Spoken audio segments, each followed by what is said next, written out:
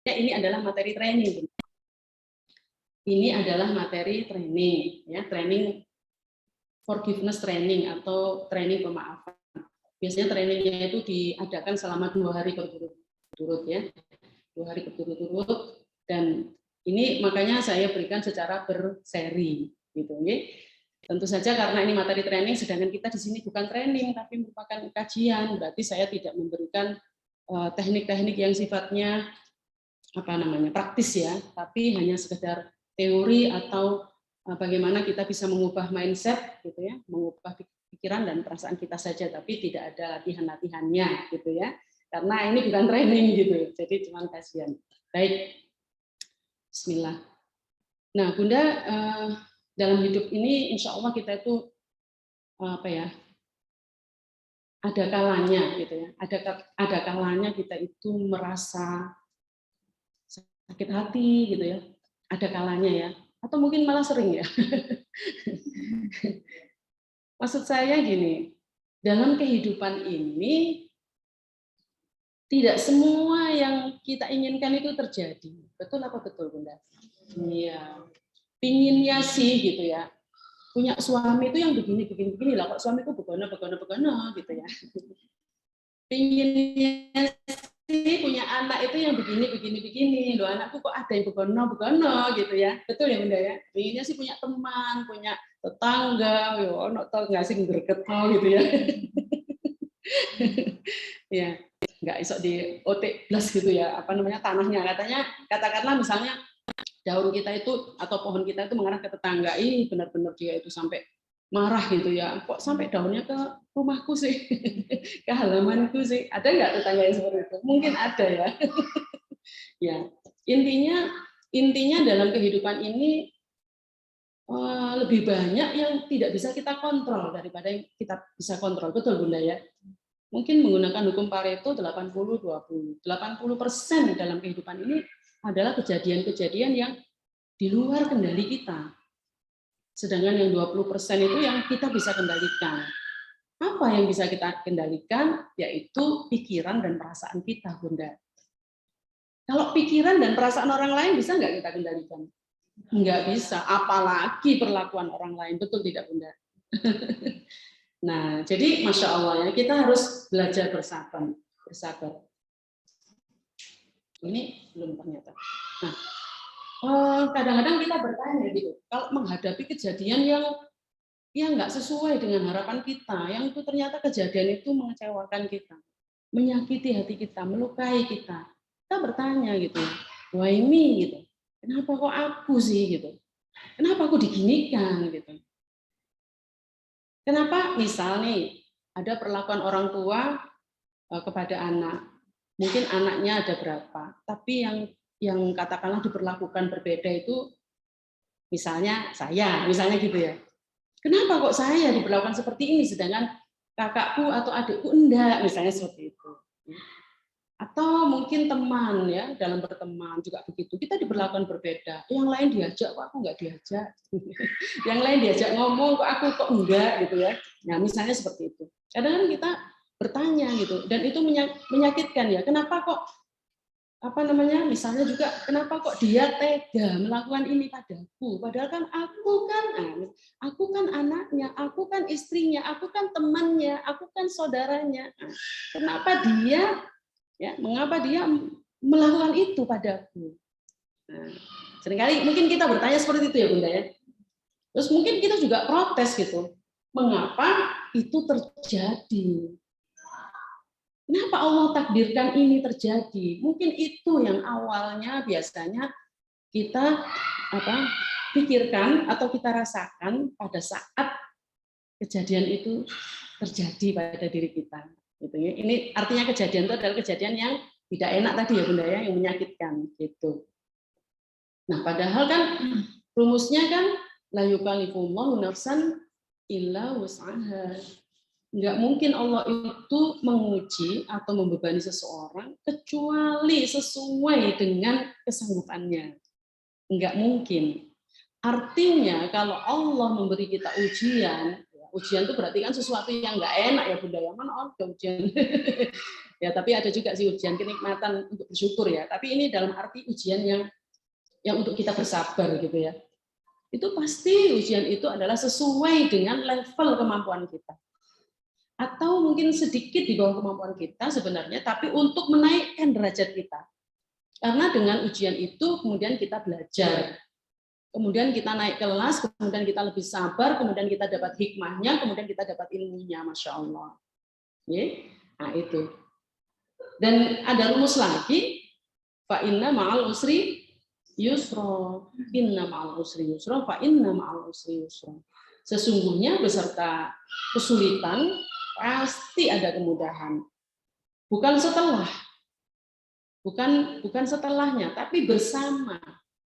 Artinya Allah turunkan itu satu paket nih Bunda. Ada ujian, berarti sekaligus solusinya. Ada soal ujian sekaligus kunci jawabannya. Gitu. Hanya kita memang perlu mencari, perlu memahami apa sih maksudnya Allah ini. Tadi kan kenapa ini terjadi kan gitu ya tadi pertanyaannya. Jadi apa maksudnya Allah memberikan peristiwa ini, kejadian ini kepadaku? Itu hikmahnya. Nah ini sebenarnya ada di fa inna ma'al usri yusra. Nah ya.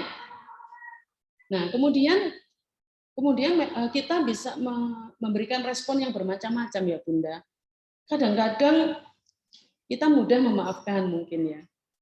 Ya misalnya disakitin orang tuh udah dimaafin, kita udah nggak mikirin lagi ya betul ya Bunda ya. Kadang-kadang makan atau mungkin lebih banyak seperti itu kita mudah loh memaafkan, tapi kadang-kadang ada yang kita itu masih janggut gitu, masih belum bisa melepaskan, ya masih ingat terus gitu. Bahkan kalau misalnya namanya disebut itu kita sudah langsung botak gitu. Atau kalau bisa kita nggak perlu lewat depan rumahnya ya. Atau nggak lihat status WA-nya, atau nggak lihat sosmednya. Pokoknya jangan sampai, atau bahkan mungkin nggak perlu masuk grup yang dia ada di dalam situ. Ya, Masya Allah. Nah, jadi ada pertanyaan nih sekarang. Mengapa memaafkan yang sepenuh hati itu ternyata tidak mudah dilakukan? Nah, ini untuk kasus-kasus tertentu ya Bunda ya, tentu saja ya, yang berat. Enggak semua kasus. Ada yang kita mudah memaafkan. Artinya gini, kalau ada yang mudah kita memaafkan berarti sebenarnya kita punya loh kemampuan untuk memaafkan itu sebenarnya. Tinggal bagaimana kemampuan memaafkan yang tadi yang untuk kasus-kasus yang mudah itu bisa kita pakai, bisa kita duplikasi, atau bisa kita ambil pelajarannya untuk memaafkan yang masih susah tadi, yang masih sulit dimaafkan itu. Nah, menurut Bunda-Bunda apa nih jawabannya? Boleh juga nih apa yang di Zoom, boleh juga menuliskan di kolom chat ya. Ini saya masih ada di Zoom belum? Masih ada di Zoom ya Bu Lala ya? Saya kok nggak bisa lihat ya Bu Lala. Sebentar. Ini saya Bu Lala, Nun Sewu. Ada Mi. Oh masih ada, Masya Allah. Ngapunten nih, saya soalnya ini dua apa namanya ini, belajar dengan hibrid ini ya, sistem hibrid ini ya. Mohon maaf, ya. Jadi, bentar, ini saya kembali lagi. Masih bisa terlihat kah? Bulanan yang saya masih bisa terlihat ya slide saya. Slide-nya kalau di layar Zoom agak blur nih. Nah, iya. Iya. Atau Mimi mau share screen di Zoom juga bisa. Iya, ini aku share screen di Zoom. Sudah nampak kah? Nggak masuk nih kalau di Zoom. Berarti dari tadi belum masuk. Oke. Sebentar Kak. Oh, ya Allah ya Rahman. Astagfirullahaladzim. Maaf ya. Nggak apa-apa. Iya. Mohon izin diinfokan. Oke. Allahu Akbar. Soalnya tadi aku keluar lagi. Oke. Mohon maaf ya Ibu yang di sini ya. Allah, terlambat berarti. Udah, lanjut aja ini. Oke. Sekarang kita sambung lagi. Jadi mengapa memaafkan sepenuh hati? Artinya sepenuh hati itu berarti sudah total ya Bunda ya. udah selesai gitu loh. Itu tidak mudah dilakukan. Menurut bunda-bunda kenapa? Sering menyakiti. Karena udah terlalu sering menyakiti. Oke, terima kasih Bunda Endang, Masya Allah. Diulang-ulang gitu ya Bunda ya? Waduh, sering menyakiti. Dia nggak sadar. Ya, si dia ini nggak sadar bahwa dia telah menyakiti dan kemudian karena nggak menyadari perbuatannya itu menyakiti orang lain, dia ulang lagi, atau sudah minta maaf terus diulangi lagi ternyata. Intinya belum taubat yang nasuha gitu ya si dia ini.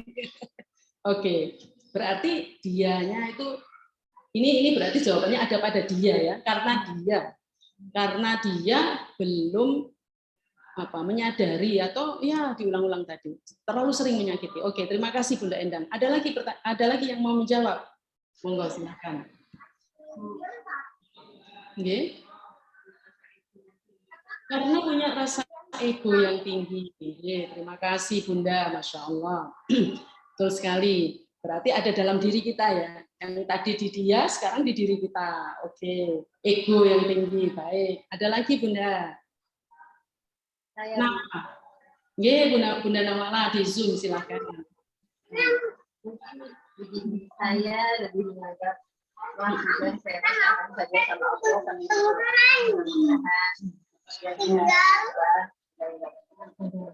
Kurang dengar ya Bunda.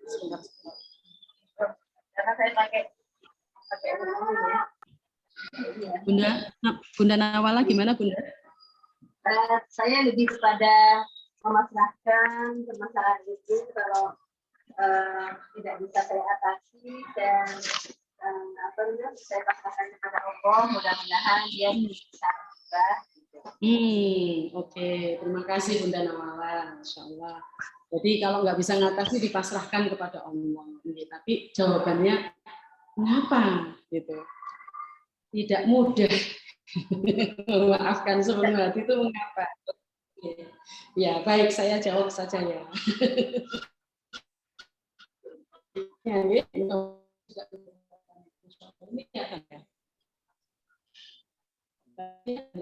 Astagfirullahaladzim. Ini ada apa nih? Oh, oke. Sebentar, Bunda.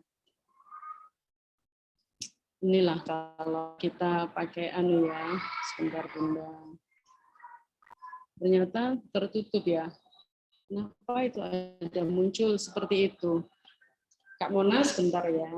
Ini ada yang sebentar ya Bunda. Ini kenapa Zoom-nya ada muncul seperti itu ya? Kalau di Zoom ada. Enggak, ini di layar kami. Oke, ada Kak. Apa saya nggak bisa membaca chatnya di Zoom? Mohon maaf. Nanti kalau misalnya ada ini harus saya tutup kayaknya. Mohon maaf ya Bunda. Ini kayaknya saya harus tutup dulu share screen-nya ya. Nanti untuk share screen lagi karena tadi muncul chatnya ini. Mohon maaf saya nggak bisa membaca chat ya karena di sini ada tiga ya. Jadi layar laptop saya, layar di belakang dan layar Zoom. Jadi ini laptopnya ternyata nggak ngatasi kalau tiga-tiganya. Baik, saya share screen lagi.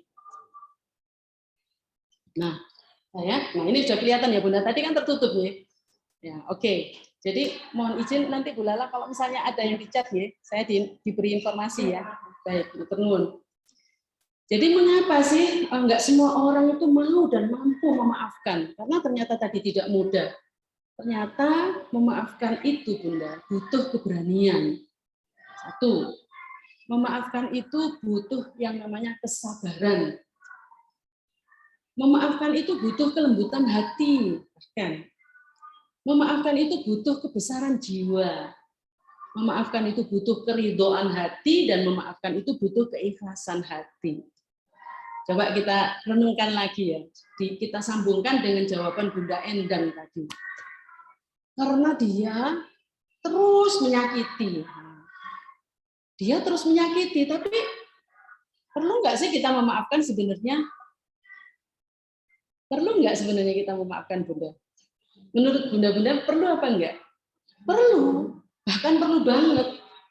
Karena memaafkan itu bukan untuk si dia, tapi untuk diri kita sendiri. Nah, disinilah yang saya maksud dengan butuh keikhlasan, butuh kesabaran, butuh keridhaan. Ya, betul ya Bunda ya. Ya oh, disakiti kudu ridho. Ketemu pirang perkara gitu ya.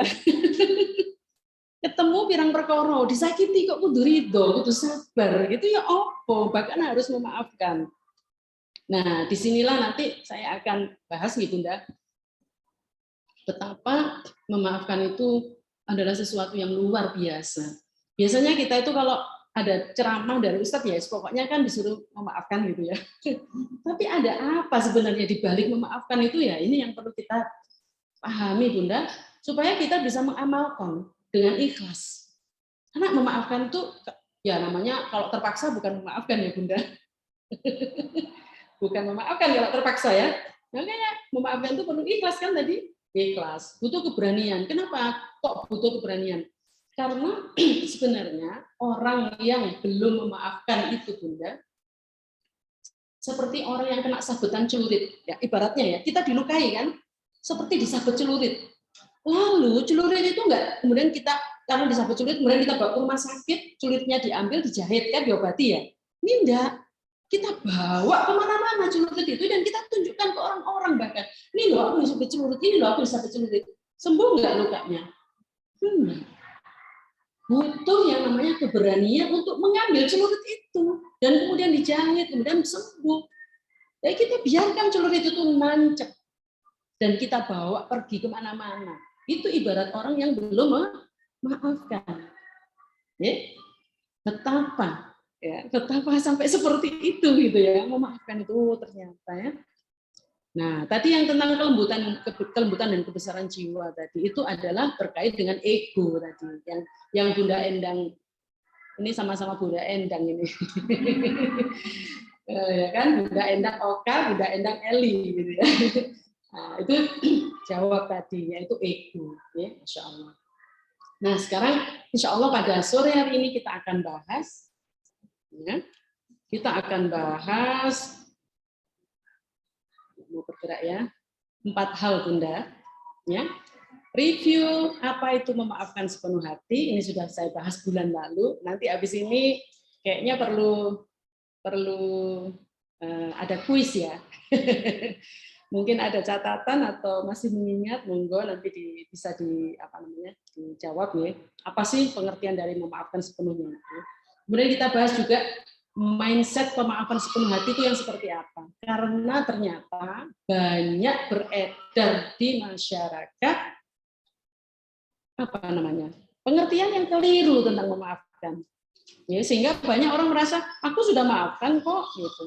Udah maafkan, tapi kalau diingat lagi dengan kejadian itu, teringat lagi dengan kejadian itu masih nyesek, itu namanya belum memaafkan. Masih belum mau ketemu. Aku udah memaafkan, tapi untuk ketemu no. Ya itu namanya belum selesai gitu. Ya, kalau memaafkan sepenuh hati itu ya sudah nggak apa-apa, ketemu pun nggak apa-apa, ngobrol lagi itu namanya memaafkan sepenuh hati. Nah itu belum begitu ya berarti mungkin masih sepertiga atau setengah ya. Seperti itu ya. Lalu kita bahas juga prinsip-prinsip pemaafan, kemudian kita bahas juga rahasia yang pertama, rahasia mudah memaafkan yang pertama. Makanya itu bersambung ya Bunda ya. Insya Allah nanti kalau liburan puasa libur berarti kita sambungnya setelah Lebaran. Mudah memaafkan yang pertama adalah terima atau ridho. Nah ini insya Allah yang akan kita bahas. Baik, kita bahas yang pertama dulu Bunda. Pertama adalah review pengertian memaafkan sepenuh hati. Monggo silakan yang mau memberikan review. Ada hadiahnya apa ya nanti dari panitia ini? Silakan Bunda. Kalau ada yang mau memberikan atau mengingatkan lagi, apa sih definisi atau pengertian dari memaafkan sepenuh hati? Ini kajian bulan lalu. Monggo silakan.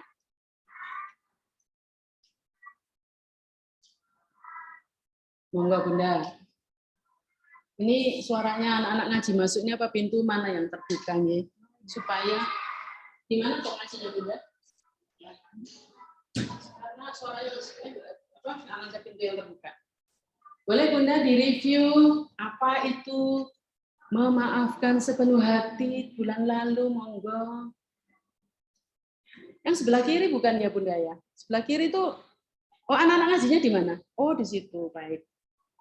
Yeah. Monggo Bunda, boleh angkat tangan Bunda. Ayo Bunda. Siapa yang mau mereview? Siapa yang mau mengulang apa pengertian dari memaafkan sepenuh hati? Bunda Bambang mungkin kayaknya Bunda Bambang ingin berbicara.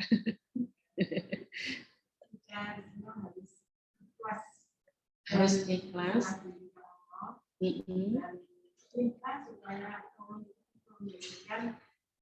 Memberikan solusi agar hati kita itu bisa bukan dari satu hati.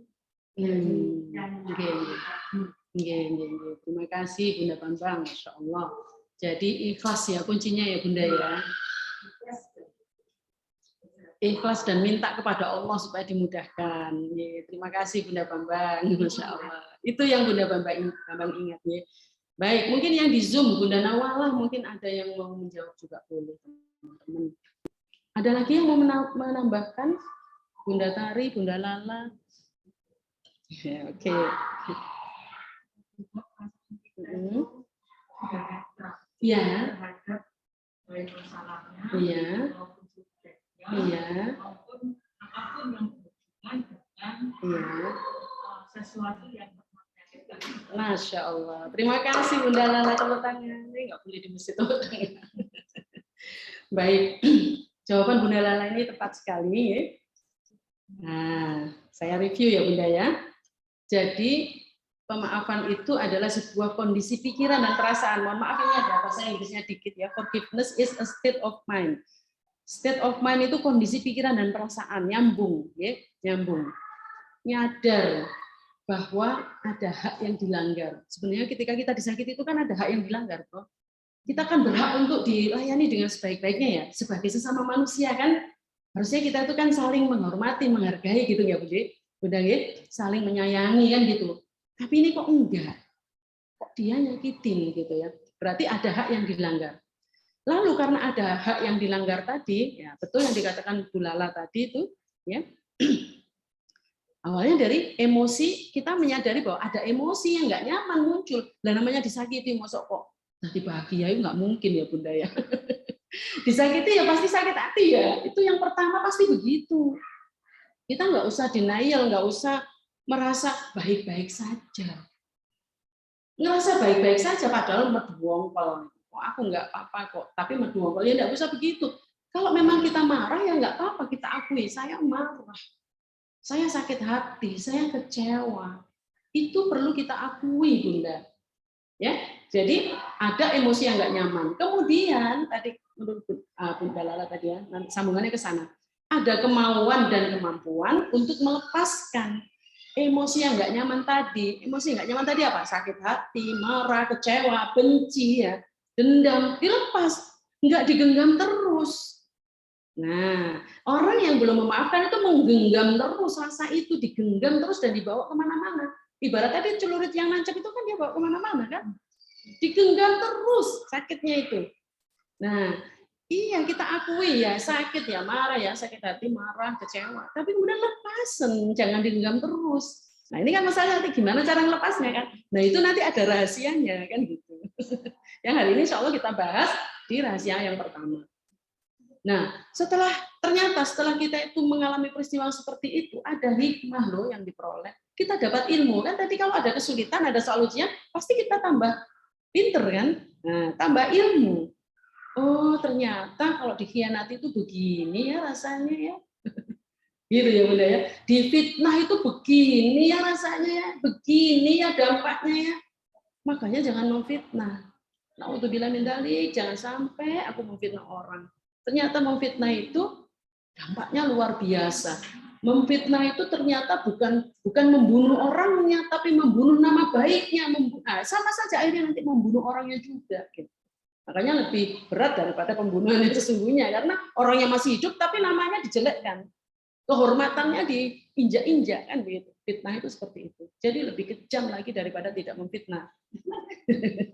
Ya, itu hikmah yang diperoleh. Kemudian ada, nah ini yang menurut Bu Lala tadi, ada pembalasan yang lebih baik. Karena apa?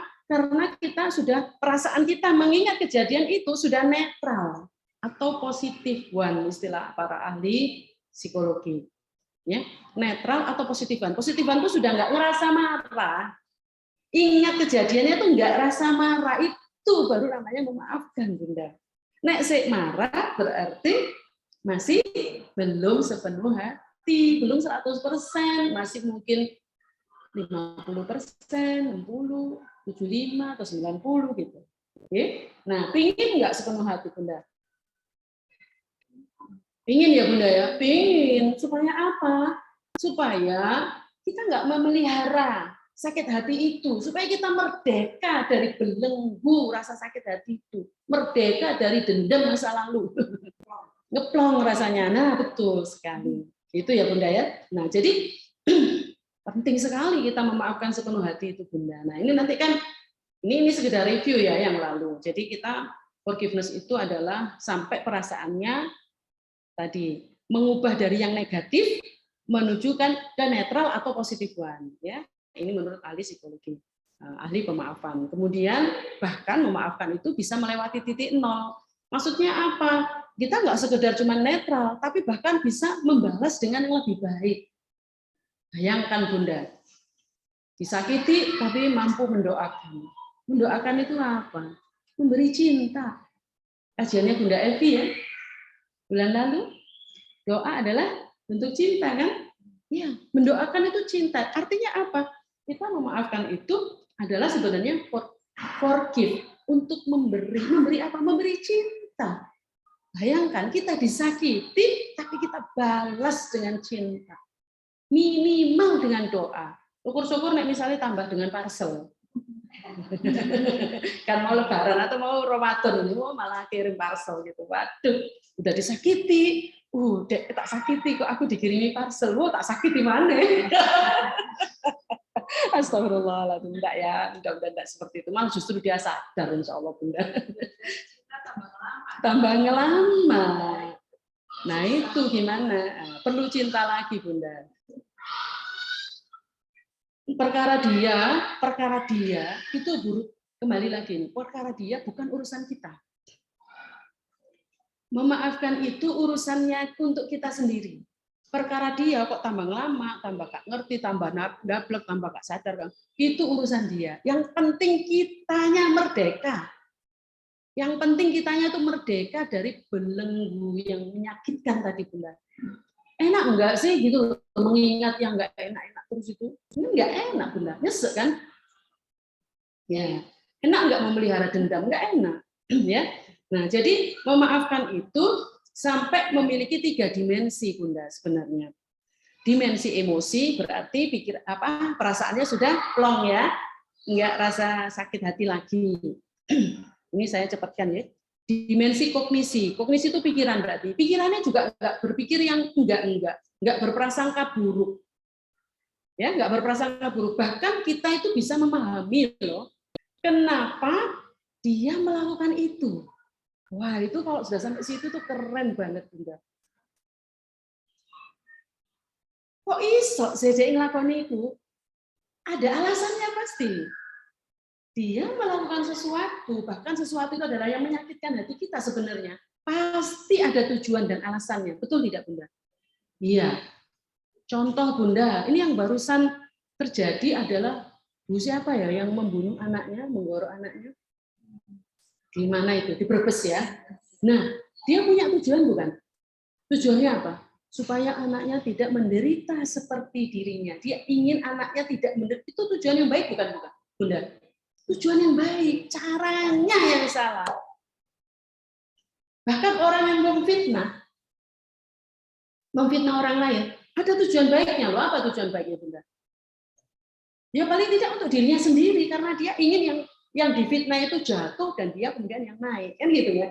Itu tujuan yang baik sebenarnya, dia ingin menaikkan, memuliakan dirinya, menaikkan derajatnya, tapi caranya yang salah, yaitu dengan menjatuhkan orang lain. Jadi dalam istilah psikologi itu segala sesuatu itu pasti punya tujuan, punya intensi yang positif, punya tujuan yang baik, pasti. Niatnya baik, tapi kan kita dalam Islam juga ada kan sering disampaikan para ustadz, niat saja tidak cukup, harus dengan cara yang benar kan. Niatnya bagus surga, tapi caranya salah. Syirik ya nggak iso, kalau ceritanya kan gitu. Kita melakukan kesyirikan ya, jangan harap lah, gitu. Ya kan, niatnya masuk surga, tapi melakukan kesyirikan ya nggak bisa. Nah seperti itu. Jadi ada dimensi emosi, ada dimensi kognisi, dan ada dimensi yang namanya interpersonal. Interpersonal itu apa? Hubungan dengan orang lain. Jadi kalau sudah memaafkan sepenuh hati tadi, berarti itu nek ketemu lagi ya, it's okay. Yuk, kapan ketemu lagi, kita ngobrol lagi. Ngopi-ngopi lagi, nyutu-nyutu lagi, ngerawan-ngerawan lagi, nggak apa-apa, monggo ketemu. Gitu, udah. Bukan nanti dulu. Aku sudah memaafkan kok, tapi kalau untuk ketemu, nanti dulu ya. Aku belum siap. Aku takut disakiti lagi.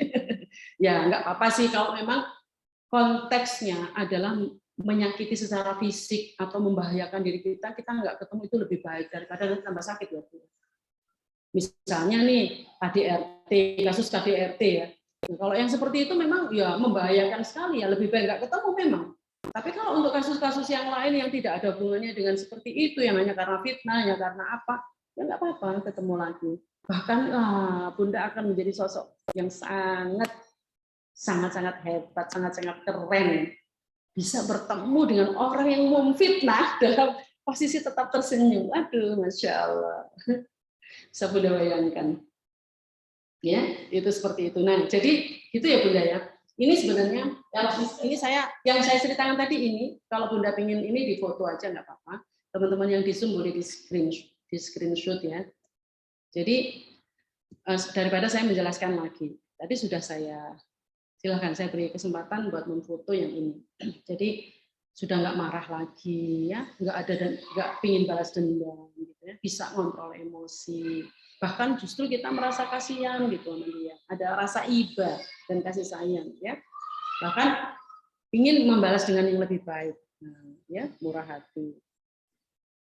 Gitu ya, saya lanjutkan. Nah, untuk dimensi apa tadi? Interpersonal ya. Ini, dimensi apa nih sekarang? Kognisi ya, itu udah nggak berpikir negatif lagi sama orang. Kita paham, oh iya. Dia melakukan itu ternyata memang ada tujuan positifnya tadi ya. Cuman caranya yang salah ya. Jadi kita berimbang. Dan bahkan mungkin kalau orang tersebut dekat dengan kita, bisa jadi sebenarnya ada peran kita loh. Nah, itu nanti sampai pada pemahaman nanti di dimensi kognisi. Iya, memang waktu itu aku bentak dia sih, akhirnya dia kalah. Misalnya gitu ya, contohnya. Akhirnya dia juga marah, tersulut marah. Ada. Oh iya, memang aku nggak paham maksudnya sih, sehingga dia melakukan ini, Pak. Atau mungkin aku kurang baik dalam melayani, atau mungkin aku kurang baik dalam, misalnya kalau tentang anak berarti aku kurang baik dalam mendidik anakku, misalnya, sehingga anakku begini sama aku. Kalau sama suami juga mungkin begitu. Ada mungkin perlakuan-perlakuan kita yang tanpa kita sadari sebenarnya itu berdampak kepada perilaku dia kepada kita, walaupun tidak secara langsung kadang-kadang. Ya, itu.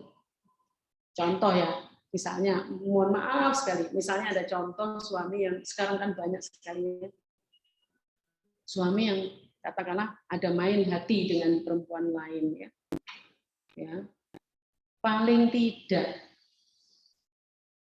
andil kita itu apa, Bu? Andil kita apa sehingga peristiwa itu terjadi? Andil kita itu apa? Peran kita itu apa? Kita mau dinikahi sama dia. Betul nggak sih? Betul nggak sih? Iya. Kalau kita nggak mau dinikahi, dia nggak jadi pernikahan, kita nggak ada perselingkuhan yang membuat sakit hati kita. Betul nggak? Iya. Itu paling tidak. Belumlah yang lain-lain. Mungkin ada ya, nggak tahu apalah gitu. Oke, Masya Allah. Itu ya Bunda ya. Baik, nah kemudian ini yang tadi dimensi interpersonal, ya, Insya Allah. Ini saya ingin cepat aja. Nah sekarang jam berapa ini? Masya Allah. Ternyata waktu sudah berlalu demikian cepat. Jadi indikator pemaafan sepenuh hati itu kalau sudah plong, udah nggak ada lagi rasa marah. Ini saya cepatkan Bunda, sebentar. Oke, nah sekarang jadi Bunda bisa cek ya, masih mengingat kejadiannya kok masih, itu berarti belum. Nah, berarti kita perlu ikhtiar lagi untuk memaafkan ya. Nah, nanti kita belajar ini. Nah, ini tentang salah kaprah. Ini nanti kalau nggak cukup ya nggak apa-apa, kita lanjutkan lagi nih Bunda. Berarti kalau nggak cukup sampai pada rahasia yang pertama yaitu ridho, nanti kita lanjutkan lagi insya Allah. Tapi ini penting banget menurut saya. Tentang salah kaprah pengertian memaafkan. Ya. Seringkali orang mengatakan bahwa memaafkan itu perlu waktu. Ya, nantilah akan sembuh sendiri. Nggak usah dipikirin, ngapain dipikirin, ngapain diingat-ingat, nanti juga sembuh sendiri. Gitu. Bisa sembuh nggak Bunda? Kenyataannya bisa sembuh nggak sebenarnya? Enggak, luka itu masih ada. Luka itu masih ada, hanya dia tertutup saja. Suatu saat ada pemicunya, bisa lagi muncul yang dia masih sembunyi. Nah, seperti itu ya. Jadi memaafkan dan menyembuhkan luka batin itu memang perlu waktu. Namun bukan waktu yang menyembuhkan. Kan sering kita bilang, nanti kan waktu juga yang akan menyembuhkan. Sering gitu kita dengar motivasi seperti itu ya. Para artis biasanya yang bilang gitu. Dan kemudian kita terima sebagai kebenaran. Enggak. Bukan waktu yang menyembuhkan. Yang menyembuhkan itu diri kita sendiri. Kemauan kita untuk memaafkan yang kemudian dimudahkan oleh Allah, diizinkan oleh Allah, ya, ditolong oleh Allah, kemudian menyembuhkan luka batin kita dan kita memaafkan dia. Itu. Okay. Jadi memaafkan itu ibarat selaksa iringan dan memaafkan itu enggak tidak begitu. Memaafkan itu perjuangan, memaafkan itu jihad. Makanya hadiahnya surga, Bunda, bukan kipas angin atau piring cantik. Iya. Jadi memaafkan sepenuhnya itu perjuangan. Ya, dan perlu doa tadi kata Bunda Bambang seperti itu ya. Dengan pertolongan Allah kita bisa memaafkan sebenarnya dengan minta kepada Allah kelembutan hati ya. Nah, kemudian ada lagi yang berpendapat bahwa memaafkan itu harus melupakan. Sering ya dengar begitu ya Bunda ya. Kalau belum melupakan berarti masih belum memaafkan. Bukan begitu. Memaafkan itu justru ketika kita mengingat kejadiannya, artinya nggak lupa. Hati kita nggak sakit lagi. Itu namanya memaafkan. Ya apa caranya kan gitu. Bahkan disakiti lagi. Disakiti lagi. Nggak sakit hati bahkan. Karena kita udah memaafkan. Masya Allah ya. Nah contohnya apa? Rasulullah itu bisa memaafkan Wahsy ya. Meski masih ingat persis kejadiannya. Ini saya sudah cerita bulan lalu kalau nggak salah ya Bunda ya. Ya, jadi nggak saya ulang lagi, Mbak. Nah, supaya lebih cepat ya. Jadi ada 3 langkah rahasia, langkah kunci pemaafan. Yang pertama itu adalah terima, yang tadi saya bilang ridho ya. Yang kedua adalah memahami, pahami apa? Nah, itu kan tadi kita sudah bahas sedikit, tapi insya Allah nanti kita bahas lagi lebih panjang lebar. Dan yang ketiga adalah melepaskan. Melepaskan maksudnya apa? Tidak mengganggu terus ya, sakit hati itu. Jadi dilepaskan, emosi negatifnya tadi, emosi nggak nyamannya tadi dilepaskan. Nah, tapi sebelum kita sampai kepada 3 rahasia, ya 3 langkah yang rahasia ini, yang kuncinya ini, supaya bisa mudah memaafkan ini, ada prinsip-prinsip pemaafan yang perlu kita yakini, Bunda. Apa itu prinsipnya? Nah, ini kemarin bulan lalu memang nggak ada ini. Yang pertama, kita itu nggak bisa mengubah apa yang sudah terjadi di masa lalu. Betul apa betul, Bunda? Betul. Tapi masih masa depan masih bisa kita perindah. Dan itu ada dalam kontrol kita, insya Allah. Kita mau terus-menerus terbelenggu dengan rasa sakit hati itu, atau mau merdeka, itu terserah kita. Allah sudah memberikan kepada kita hak, gitu. Ya, sudah memberikan kepada kita free will. Sudah memberikan kepada kita yang namanya free will, kebebasan. Kamu mau terus-menerus merasa menderita, kamu disakiti, atau kamu mau berdiri, melangkah tegak, kamu maafkan dia dan kamu berjalan dengan penuh kedamaian, penuh cinta kasih, memaafkan dia, membalas dia dengan yang lebih baik.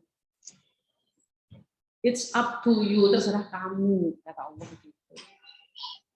Ya, jadi ini Ini perlu nih kita yakini. Sampai di sini Bunda setuju? Setuju ya? Nggak bisa kita ubah. Masa lalu sudah terjadi, yang buruk itu tadi sudah terjadi. Dan segala sesuatu yang terjadi itu tentu dengan izin Allah. Ya, nanti ini kita bahas juga nanti. Prinsip yang pertama yaitu rahasia yang pertama yaitu ridho. Ya, saya lanjutkan biar cepat. Yang kedua, sabar dan memaafkan. Itu adalah respons terbaik atau tertinggi. The highest class response. Sabar dan memaafkan itu adalah respons yang tertinggi, yang paling mulia. Ya. Kenapa begitu? Nah, ini kita bahas dari Imam Al-Ghazali, ya, penulis buku Ihya Ulumuddin. Menurut Al-Imam Al-Ghazali itu ada 3 jenis respon kalau seseorang disakiti. Yang pertama, dia akan membalas secara zalim. Ya. Membalas secara zalim berarti lebih buruk ya Bunda ya. Nah, contoh dipukul begini, nah, mukul balasnya 2 kali atau lebih kenceng. Gitu. Kalau kita disakiti, kemungkinannya apa Bunda? Kita ini marah kan? Kalau marah kita balasnya gimana Bunda? Pembalasan selalu lebih kejam.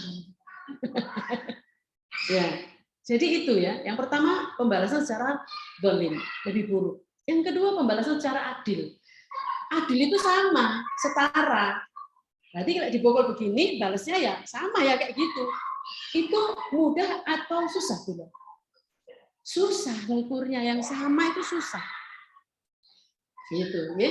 Nah, yang ketiga adalah pembalasan yang lebih baik, yaitu yang mulia, yaitu dengan cara memaafkan.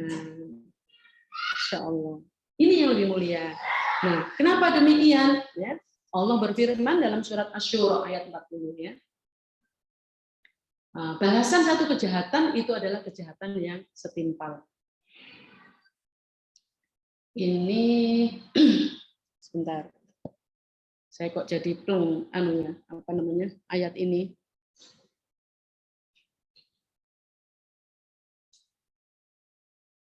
Insyaallah. Mudah-mudahan nanti ingat ya. Jadi ayatnya artinya adalah dan balasan satu kejahatan adalah kejahatan yang setimpal. Tapi barang siapa memaafkan dan berbuat baik, nah ya, ada pilihan kan berarti boleh membalas tapi harus setimpal, nggak boleh yang lebih buruk ya. Benar ya Bunda ya, tadi menurut Imam Al-Ghazali tadi, ya. Tapi barang siapa memaafkan dan berbuat baik, maka pahalanya adalah dari Allah. Ya. Ingat saya, wa jazaa'u sayyi'atin sayyi'atun mithluha wa jazaa'u sayyi'atun mithluha wa man 'afa wa aslaha fa ajruhu 'ala Allah. Innallaha la yuhibbudz dzalimin. Ini ayatnya begini.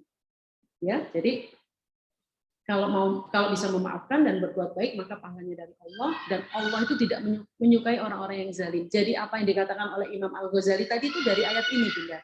Ini ada 3 jenis pembalasan ya. Adil, mulia, dan zalim. Kalau kita membalas lebih buruk berarti zalim. Allah tidak menyukai orang-orang yang zalim. Nah, ini ada 3 jenis pembalasan di ayat ini. Ya.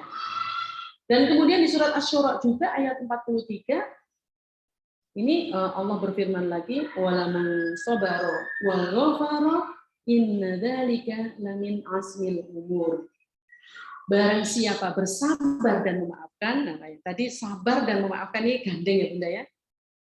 Sungguh yang demikian itu termasuk perbuatan yang mulia. Masya Allah. Perbuatan yang mulia. Ya, yang pahalanya dari Allah. Ya, jadi sepakat ya Bunda ya? Memaafkan itu adalah perbuatan atau respons yang paling mulia. Ya, Masya Allah. Alhamdulillah. Sampai di sini bungkus ya. Bungkus karet berapa Bunda? Karet 5 pedes sekali ya. Ya. Sekarang prinsip yang ketiga. Prinsip yang ketiga yang tadi juga sudah saya singgung. Kita ini adalah subjek yang merdeka, yang berhak memilih respons mana yang akan kita pakai. Kita mau respons yang terbaik, yang zalim, atau mau yang adil. Mana Bunda yang kita pilih? Ya, yang kita pilih tentunya yang terbaik ya, yang paling mulia. Dan kita itu sebenarnya kalau nggak memaafkan Bunda, kita itu nggak pernah tuh sebenarnya nanti di hadapan Allah. Ketika kita sama-sama berdiri di hadapan Allah di hari perhitungan itu, apakah kita ataukah dia yang lebih baik di hadapan Allah? Kita nggak pernah tahu. Kita yang disakiti, kemudian kita terus memelihara rasa sakit hati itu, bahkan kemudian kita berprasangka buruk sama dia, bahkan kemudian kita dalam hati secara tidak sadar kita mendoakan yang buruk-buruk sama dia, bahkan kita menggibah cerita nang wong kabeh diceritani aku lho dikene ngene ambek dhek, aku lho dikene ngene ambek dhek gitu ya. Misal ini. Itu pembalasan yang lebih zalim. Sedangkan dia setelah itu ternyata meskipun mungkin dia nggak menyadari, tapi kemudian dia bertobat ya. Mungkin ini urusannya lain ya, tapi dia terus kemudian bertobat dan kemudian berbuat baik yang lain. Sampai akhir hayatnya ternyata dia posisinya lebih tinggi, lebih mulia daripada kita nggak tahu. Masya Allah. Ya, kita nggak tahu. Padahal ya, kalau urusan itu belum selesai, nanti diselesaikannya di akhirat ya Bunda ya. Nah, nanti mungkin dia memang salah dosa sama kita ya. Itu ada balasannya. Tapi kemudian kita itu menggibah. Kebaikan kita diambil ke dia, terus begitu. Siapa yang kemudian rugi? Kita nggak tahu. Timbangannya lebih berat anak ternyata akhirnya. Kita nggak tahu. Insya Allah ya, itulah. Nah, kemudian maka di surat Al-Kahfi ini kita perlu jaga diri dari api neraka paling tidak Bunda. Ya ayyuhalladzina amanu qu anfusakum wa ahlikum nar. Kita jaga diri kita paling tidak jok sampai mlebu neraka. Karena ternyata tanpa kita sadari ketika kita tidak memaafkan atau belum memaafkan sebenarnya kita itu bisa jadi gitu ya. Kedudukan kita nanti ternyata lebih buruk daripada si dia. Kita nggak tahu akhirnya itu nanti seperti apa kan kita nggak pernah tahu. Betul ya? Betul apa penduduknya? Betul. Ya. Nah, jadi kita berhak memilih respons untuk tidak memaafkan, artinya tidak memaafkan itu kita membalas dengan yang serupa atau memaafkan, ya. Dan memaafkan itu adalah sebenarnya untuk kebaikan dan kesehatan dan kebahagiaan kita sendiri. Enggak ada urusan dengan dia, enggak ada urusan dengan dia. Memaafkan itu kita selesaikan urusan kita dengan dia, urusan dia kita serahkan kepada Allah. Memaafkan itu kita selesaikan urusan dengan dia, makanya finish. Kalau belum selesai namanya unfinished business, belum selesai, masih berpikir di sini, masih di sini muter. Ini namanya unfinished business. Itu yang bisa nanti jadi bom waktu. Tapi kalau kita selesaikan urusan dia, selesai artinya kelas, ikhlas. Selesai. Udah, amalmu untukmu, amalku untukku. Gitu. Dah, aku serahkan kamu urusanmu pada Allah. Selesai. Aku maafkan kamu, bahkan ya nggak apa-apa, kita sudah interaksi lagi kayak gitu. Dan memaafkan itu nggak butuh persetujuan orang lain. Memaafkan hanya butuh satu orang. Persetujuan satu orang siapa dia? Diri kita sendiri. Nah ini yang penting Bunda. Bisa jadi orang yang belum memaafkan itu adalah orang yang nggak menyayangi diri sendiri. Ya nggak sayang sama dirinya sendiri. Udah tahu bahwa memaafkan itu untuk kita sendiri kok, untuk kesehatan kita sendiri, kebaikan kita sendiri, kita masih pelihara terus rasa sakit hati itu. Berarti apa? Dengan sengaja menyakiti diri sendiri, membiarkan diri sendiri terus-menerus terbelenggu dengan rasa sakit hati. Ya. Sampai di sini berarti, nah mana yang Anda pilih Bunda? Ya, sebagai subjek mana respons terbaik yang Anda pilih Bunda? Yang akan Bunda pilih. Memaafkan. Bismillahirrahmanirrahim. Kita niatkan ya, barangkali masih ada yang masih belum dimaafkan. Yuk kita niatkan sekarang untuk memaafkan ya. Nah, ini sekarang kita sampai di ujung rahasia. Rahasia pertama. Mudah-mudahan selesai waktunya, selesai benar-benar jam 17.00. Oke. Jadi ini adalah langkah kunci yang pertama. Rahasia yang pertama supaya kita mudah memaafkan itu adalah terima atau ridho. Dalam bahasa Islamnya ridho. Kalau dalam bahasa Indonesianya terima, dalam bahasa Inggrisnya acceptance. acceptance, accept, terima. Nah, accept bahasa Jermannya apa Bunda Intan? Iya. Ini terima. Terima. Kenapa ini rahasia yang pertama, Bunda? Karena orang yang belum memaafkan itu bilangnya, aku gak terima. Aku gak terima diperlakukan seperti ini. Betul apa betul, Bunda? Ya, tes. Oke. Tes. Habis baterai atau gimana ini ya?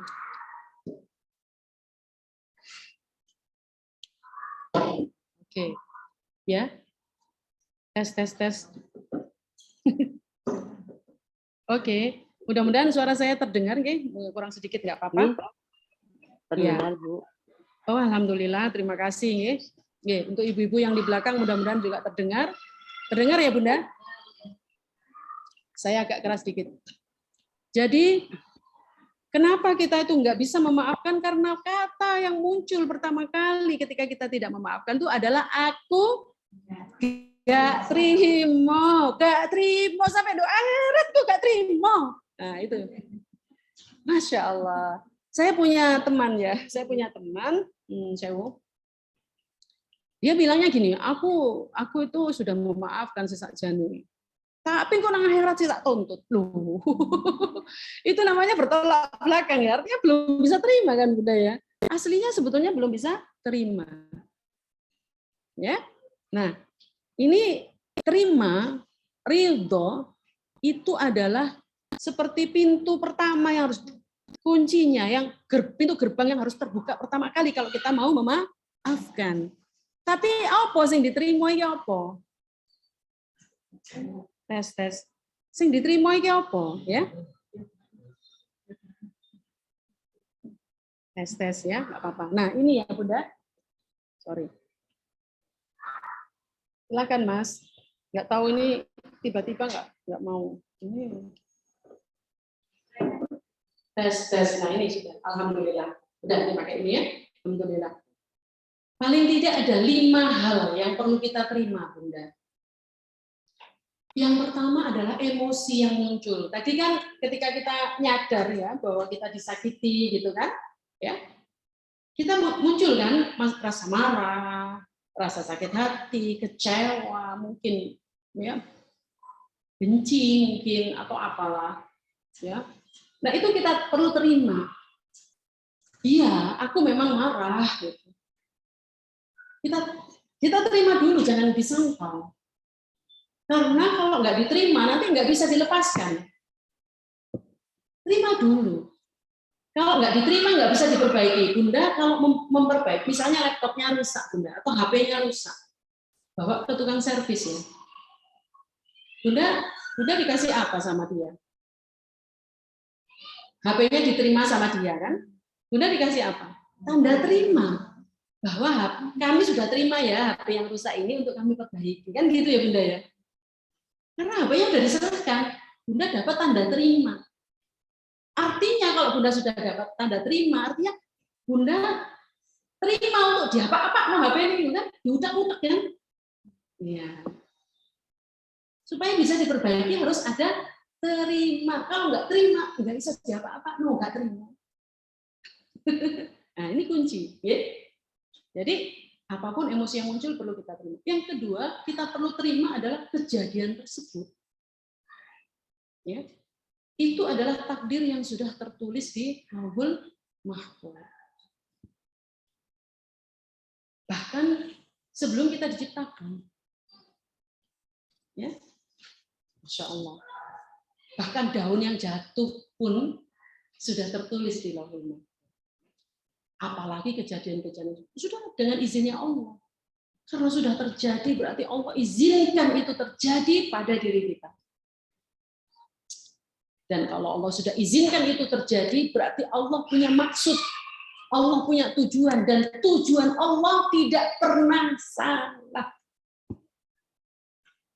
Tujuan Allah tidak pernah salah dan tujuan Allah selalu membawa cinta. Sesungguhnya Allah itu sedang mencintai kita dan membiarkan itu terjadi. jadi mengizinkan itu terjadi karena cinta. Karena Allah itu mencintai kita. Bagaimana ya memahami ini? Itu ya. Kemudian yang ketiga, seperti yang saya sampaikan tadi, kita perlu terima juga bahwa sebenarnya kita punya andil loh, punya andil. Sedikit atau banyak kita punya andil. Kita perlu terima itu. Jangan enggak, aku enggak punya andil. Ada yang begitu. Loh, enggak nyadar. Punya andil, pasti punya andil kita. Sedikit atau banyak. Ya. Yang keempat, kita pun sebagai manusia juga bisa salah. Mungkin nggak salah sama si dia, tapi mungkin salah sama orang lain juga. Dan kita butuh pemaafan juga dari orang lain. Bahkan kita juga butuh pemaafan dari Allah. Kalau kita tidak mau memaafkan orang, bagaimana Allah mau memaafkan kita? Kemarin ada hadisnya ya, bulan lalu sudah saya sebut ya. Allah itu mengampuni, ya, mengampuni manusia itu pada hari Senin dan Kamis. Dan Allah tidak mengampuni dosa syirik dan dosa dua orang yang bermusuhan. Sebelum keduanya itu saling minta maaf dan memberi maaf. Terus nanti ada pertanyaan, kalau misalnya saya sudah minta maaf tapi kemudian dia nggak mau memaafkan, itu bukan urusan kita. Itu kemarin kan sudah kita bahas ya. Nah itu. Ya. Jadi kita pun siapa orang yang nggak pernah salah, Bunda? Nggak ada. Kita pun pasti punya salah sama orang. Kita pun butuh pemaafan. Jadi dengan kita memaafkan orang lain itu, insya Allah akan maafkan pula kita. Oke? Dan kalau mau bahas panjang lebar lagi, keajaiban pemaafan itu luar biasa. Banyak cerita orang-orang yang mampu memaafkan itu malah justru sembuh dari sakit yang luar biasa. Saya pun punya pengalaman yang seperti itu. Oke, mungkin suatu saat nanti, mungkin di pertemuan berikutnya mungkin saya bisa cerita. Saya pun merasakan keajaiban itu. Jadi saya alhamdulillah Allah berikan kesembuhan dari yang seharusnya rahim saya itu diambil, gitu ya, itu bersih dengan pemaafan, Masya Allah, dengan izin Allah tentu saja. Yang kemarin saya cerita Bunda Endang ya, yang di Trawas ya Bunda ya, yang sel-selnya keluar itu dengan warna hitam itu ya, katanya Bunda Endang, iya sel-sel kanker itu jadi warna hitam kata Bunda Endang. Nah, seperti itu, oke, itu ya Bunda ya, mudah-mudahan. Berikutnya yang kelima adalah kita perlu terima dia yang sudah menyakiti kita itu satu paket Bunda. Dia yang udah nyakitin kita, bahkan mungkin berkali-kali nyakitin kita itu satu paket Bunda. Dia pasti punya kebaikan. Ada nggak orang yang isinya itu cuma keburukan? Ada nggak Bunda? Nggak ada. Pasti ada kebaikannya. Nah itu tuh perlu kita terima Bunda. Seringkali karena kita itu disakiti, ya kan, fokusnya itu pada keburukannya. Padahal dia juga ada baiknya. Bayangkan kalau kita kemudian terima kebaikannya itu, dan kemudian kita syukuri, dan hukumnya, rumusnya itu kan la in syakartum la azidannakum wa la in kafartum inna 'adzabi lasyadid. Ya. Kalau kita bersyukur, mensyukuri kebaikannya. Misalnya ada kebaikan yang sedikit, kita syukuri, ya Allah, terima kasih ya Allah. Dia masih bertanggung jawab walaupun mungkin ucapannya itu, misalnya suami, misal contoh ya, walaupun ya dia masih bertanggung jawab. Misalnya walaupun perlakuannya menyakitkan atau apalah, saya nggak tahu. Nah, tapi ada yang pasti yang bisa disyukuri. Bayangkan kalau itu kita syukuri, hal kecil kita syukuri, dilipat gandakan sama Allah. Yang biasanya level menyakitkannya itu level 10 turun menjadi level 8. Kita syukuri. Aduh, jadi orang memaafkan itu Masya Allah ya. Bersabar, bersyukur, bersabar, bersyukur, bersabar, bersyukur. Masya Allah. Lantas kalau orang pemaaf itu hadiahnya surga. Ya, hadiahnya surga. Nah, itu ya Bunda ya, Masya Allah yang bisa saya sampaikan pada sore hari ini. Dan satu hal yang patut kita ingat terus-menerus, bahwa memaafkan itu adalah ciri orang yang bertakwa. Ini sering ayat ini dibaca kalau halal bihalal ya. Ya. Yaitu di surat Ali Imran ini. Surat Ali Imran ayat biasanya kalau halal bihalal itu qori'nya itu membaca ayat Ali Imran ayat 133, 134 ya. Itu ciri-ciri orang yang bertakwa. Akhir surat 33 itu ayat 33 itu kan muttaqin gitu. Kemudian apa? Alladzina yunfiquna fis-sarra'i wad-dharra, itu ya Bunda ya. Jadi orang-orang yang menafkahkan hartanya di waktu lapang maupun sempit dan menahan amarah. Ya, dan kemudian memaafkan kesalahan orang lain. Wal 'afina 'anil nas, ya. Dan Allah menyukai orang-orang yang berbuat kebajikan. Ini ayat ini sering diulang-ulang kalau halal bihalal. Ya, jadi memaafkan itu adalah ciri orang yang bertakwa gitu. Nah, insya Allah kita tutup, memaafkan sepenuh hati itu memang tidak selalu mudah, namun sungguh mulia dan memuliakan orang yang mau memaafkan. Karena nanti akan diberi kemuliaan oleh Allah berupa surga, ya, derajat yang tinggi dan surga. Masya Allah, subhanakallah wa bihamdika, asyhadu an la ilaha illa anta, astaghfiruka wa atubu ilaik. Mohon maaf melebihi sedikit ya Bunda. Mohon maaf lahir batin apabila ada dari saya. Terima kasih. Apakah perlu ada pertanyaan atau kita tutup?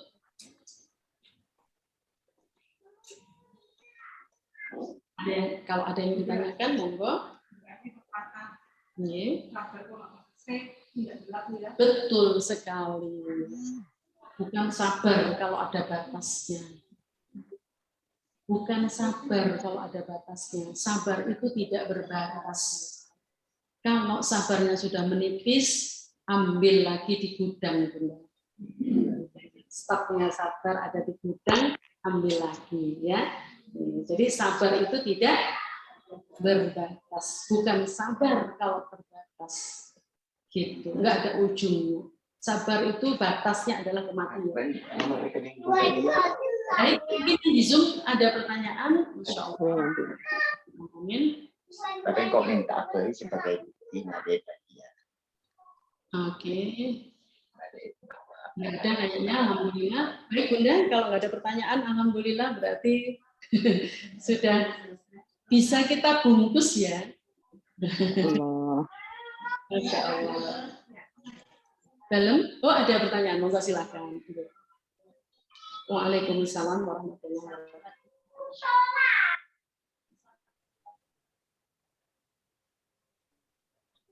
Sabar itu tempatnya. Tempatnya ya di dunia ini, Bunda. Kalau di akhirat udah nggak ada sabar lagi. Di akhirat itu udah tempat orang yang menerima balasan atas kesabaran. Jadi masuklah surga karena bima sobartum itu loh. Ya, untuk hulul jannah bima sobartum. Masuk surga karena kesabaranmu, Masya Allah. Balasan dari orang yang bersabar itu jannah. Maka gimana kita memastikan diri kita itu menjadi ahlul jannah? Ya harus berlatih sabar. Oh, boleh disakiti kok sabar. Sakiti kok terima. Nanti ya kita bahas di rahasia yang kedua dan ketiga. Rahasia yang kedua tadi kan pahami. Gimana kita bisa memahami. Kemudian yang ketiga melepaskan rasa sakit hati yang dulu tadi ya. Sampai akhirnya kemudian kita udah nggak ada lagi rasa marah. Insya Allah. Untuk sabar itu satu lagi hal yang gini Bunda. Kita persepsikan ya masalah itu, tapi ini nanti panjang ceritanya. Ya udah nah buat PR aja. Buat ya Insya Allah. Terima kasih banyak. Gimana Sarah? Ya jadi gini, sesuatu masalah kita fokus pada masalah itu, ya, maka masalah itu akan menjadi besar. Jadi besar, betul. Misalnya, ya kan, kalau kita fokus, kita pakai ini loh, apa namanya, surya kanta, itu kan fokus ya, itu kan kelihatan besar ya kan? Apa kita pakai mikroskop, barang yang kecil pun tuh jadi besar kalau pakai mikroskop, betul tidak? Iya. Akhirnya apa? Pikiran kita ini didominasi dengan wah, kok diginikan sih dia kok begitu sih sama aku gitu ya. Karena kita fokus kepada hal itu. Sekarang yuk kita jadikan hal itu, kejadian itu, masalah itu adalah sesuatu yang kita lihat, ya, kita lihat dan kemudian kita naik. Kita seperti orang naik pesawat. Kita naik, kita lihat dari atas pesawat. Kita lihat dari atas pesawat gunung itu bagus apa enggak, Bunda? Kecil apa enggak? Kecil. Mobil enggak kelihatan, rumah enggak kelihatan, lama-lama gunung pun kelihatan kecil. Ya enggak sih? Indah apa enggak? Indah banget. Maka kalau mau melihat masalah itu supaya menjadi ringan, naiklah ke langit. Melangitlah, Bunda. Bawalah dalam doa. Lihat dari langit, oh itu masalah kecil. Itu masalah dunia kecil. Masya Allah. Kalau Bunda bisa melakukan itu, selesai sudah. Kecil, tidak ada apa-apanya. Dibandingkan nanti di akhirat, masalah kita itu besar banget. Ini ujian dari Allah. Kecil ya Allah. Kita itu belum bersuami seperti Fir'aun. Belum punya anak seperti Kan'an. Ya. Itu ya. Misalnya nih kita kecewa sama anak, kecewa sama suami misalnya. Asia itu suaminya Fir'aun bisa masuk surga ya. Gitu ya. Gitu. Ya. Belum lagi kalau kita melihat perjuangannya Bunda Khadijah, ya, orang-orang perempuan-perempuan penghulu surga, ya. Khadijah radhiyallahu anha, Fatimah binti Muhammad radhiyallahu anha. Kemudian siapa lagi? Asia, ya, binti Muzahim, istrinya Fir'aun. Dan satu lagi siapa? 4 wanita penghulu surga. Maryam binti Imran. Maryam binti Imran. Ibunda Nabi Isa alaihissalam. Masya Allah. Itu ya. Itu gimana tuh Maryam itu perjuangannya kayak apa itu? Masya Allah. Itu sabarnya kayak apa itu? Masya Allah. Tapi ya kita terima Bunda bahwa sesabar-sabarnya orang ada rasa ya Allah alangkah baiknya kalau aku mati saja. Itu manusiawi, nggak apa-apa. Kita serahkan. Yang penting kita masih terus ingat pada Allah. Jadi memaafkan itu berproses Bunda. Terus proses, nggak apa-apa 50% sekarang, 70% nggak apa-apa. Kita naikkan lagi menjadi 90%, lama-lama bisa 100%. Mudah-mudahan urusan kita selesai dan kemudian di akhirat kita tuh datang memang udah nggak ada urusan lagi sama itu. Kita sudah memaafkan ya Allah, aku sudah memaafkan dia dan kemudian Allah, aku memaafkanmu wahai hambaku. Ya ayyatuhan nafsul mutmainnah irji'i ila rabbiki radiyatan mardiyah fadkhuli fi ibadi wadkhuli jannati. Masya Allah. Saya kira itu yang bisa saya sampaikan. Terima kasih. Sekali lagi, Assalamualaikum warahmatullahi wabarakatuh. Alhamdulillah. Terima kasih Bunda. Oh ya Bunda, maaf.